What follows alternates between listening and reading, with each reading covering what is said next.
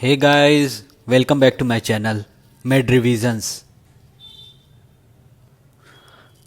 Today we will study about chronic lymphocytic leukemia in the following heading: definition, etiology, pathogenesis, clinical feature, diagnosis, prognosis and treatment. So this video is going to be too long, so I will upload this video in part 1 and part 2. In order to understand about the chronic lymphocytic leukemia, we will start with very basic. So we know that any type of cancer is uncontrolled division of cells. Cancer is uncontrolled division of the cells. So leukemia is also a cancer. So there must be some cells which are proliferating. This leukemia is a type of blood cancer. So in order to understand about the leukemia, we should first know about the normal hematopoietic process. So let's see how the formation of blood cells takes place. So starting with the very first topic, definition. CLL is the neoplastic proliferation of B lymphocyte and it is the most common leukemia in adults. So there is proliferation of B lymphocyte. When we talked about ALL, it was the neoplastic proliferation of lymphocyte.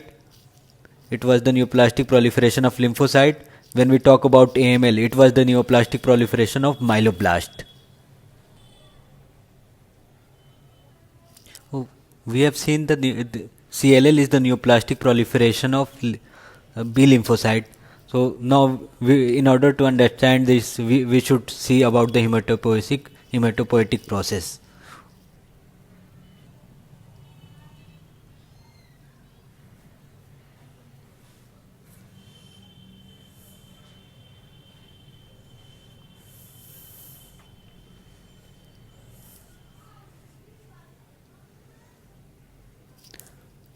The process of formation of blood cells takes place with the hematopoietic stem cells, which then forms two kind of precursor cells, myeloblast and lymphoblast. These two kind of precursor cells are immature cells, which finally matures into myeloblast matures into RBC, WBC and platelets, while lymphoblast matures into B lymphocyte and T lymphocyte. So hematopoietic stem cells produce immature and precursor cells lymphoblast, which then matures into B and T lymphocyte. When we talk about CLL, there is excessive proliferation of B lymphocyte. So in CLL lies in these cells, B lymphocyte here. So in CLL, main problem lies in B lymphocyte. It is site of CLL. But when we talk about other leukemia we studied earlier like AML, so main problem was lying here, myeloblast, and in ALL it was lying in lymphoblast. So AML, excessive proliferation of myeloblast, ALL, excessive proliferation of lymphoblast, and CLL, excessive proliferation of B lymphocyte. If we talk about acute and chronic leukemia, the site for acute leukemia are precursor and immature cells like myeloblast and lymphoblast. So what are the peculiar features which are seen here? If the cells are immature, there is rapid rate of division. So the acute leukemia, the development of symptoms are very fast because they divides very fast. When we talk about chronic leukemia, these mature cells, the rate of division is very slow. So onset of symptom is very slow. So acute leukemia, fast onset of symptom. Chronic leukemia, slow onset of symptoms. If we talk about etiology or cause of the CLL, actually the cause of CLL is unknown, but there is some genetic defect which are seen here. We have to study about 3 deletions and 1 trisomy. Like 11q deletion, trisomy 12q, 13q deletion, 17p deletion. So how do I remember 3 deletion and 1 trisomy? If you look at the phonetics, trisomy 12. So it is one which is trisomy 12, and remaining this, all the others are deletion. 11q deletion, trisomy 12q, 13q deletion, 17p deletion. So this way I used to remember this genetic defect. 3 deletion, one trisomy. Trisomy 12. Pay attention at the phonetics. Among these all four genetic defect, there is only one genetic defect which is most prominent or which is very common and usual. This is 13q deletion. 13q deletion is very common. If we talk about other kind of leukemia, there was some association with the radiation therapy which we earlier taken, but but radiation do not causes CLL. Pathogenesis of CLL. So what is the basis of presentation of the symptoms we study in pathogenesis. In order to understand what is abnormal in CLL, we should first study what is normal. In a normal individual, when any pathogen tries to enter in our body, this pathogen stimulates B cells, which produces plasma cells, which secretes, and in turn plasma secretes antibody, and this antibody is going to fight back to the pathogen.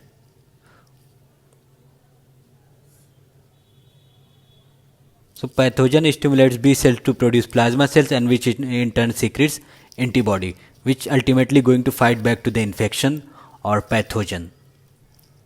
So normal B cell produces plasma cells, and plasma cells produces antibody, and this antibody is going to fight back to the pathogen and infection.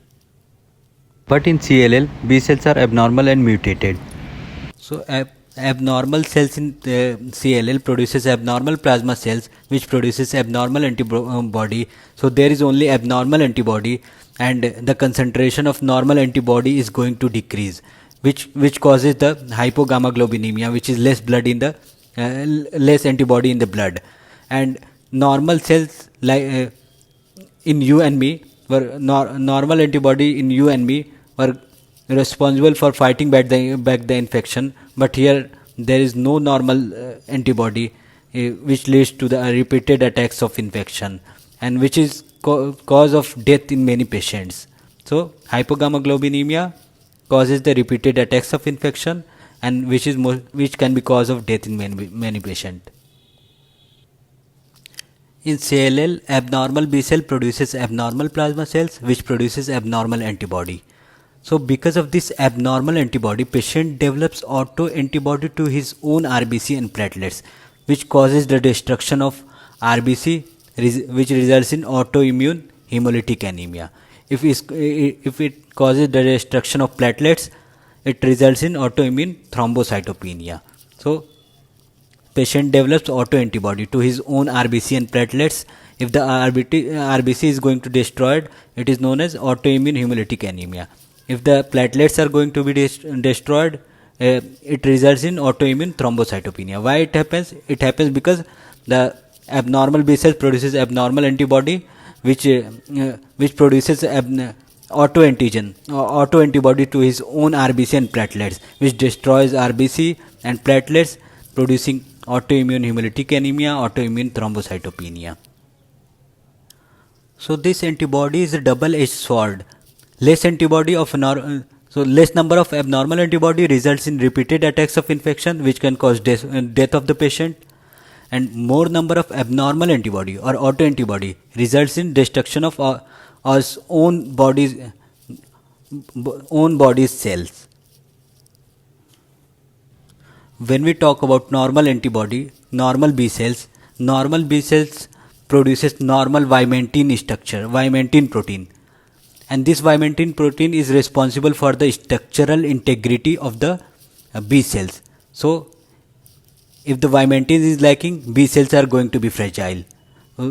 Normal B cells are having functional vimentin.